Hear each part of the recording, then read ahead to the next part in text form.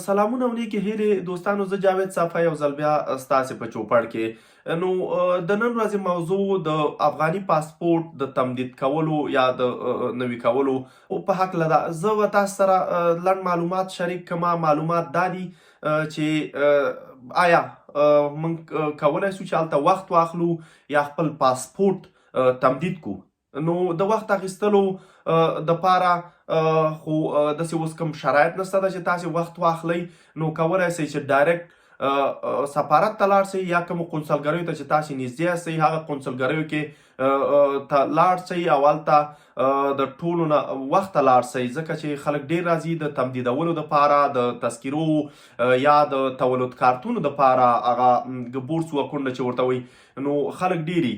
که تاسې څومره وختي هلته کولی شئ لاړ شئ، او بل کوم وخت کې باید لاړ شئ تاسې، نو د دوشنبې نه واخله تر چهارشنبې پورې کولی شئ، ځکه خلک د پنجشنبې او جمعې او د هفتې یکشنبې کار نه کوي 4 ورځې په هفته کې.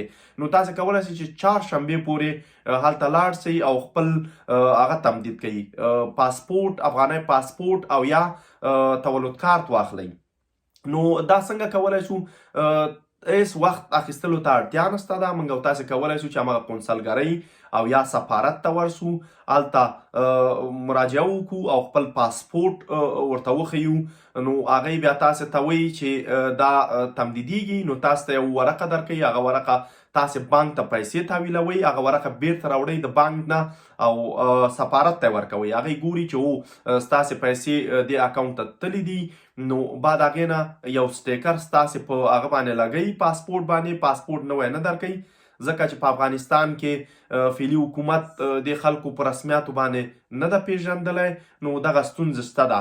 نو تاسو ته په هغه باندې یو پاسپورت باندې یو سټیکر ولګوي، نو هماغه د 15 کلونو دپاره یا د 10 کلونو دپاره بیا تمدیدیږي. نو هماغه پاسپورت باندې کولی شئ چې خپل ورځني کارونه پر مخ بوځئ، سفرونه پرې وکوئ.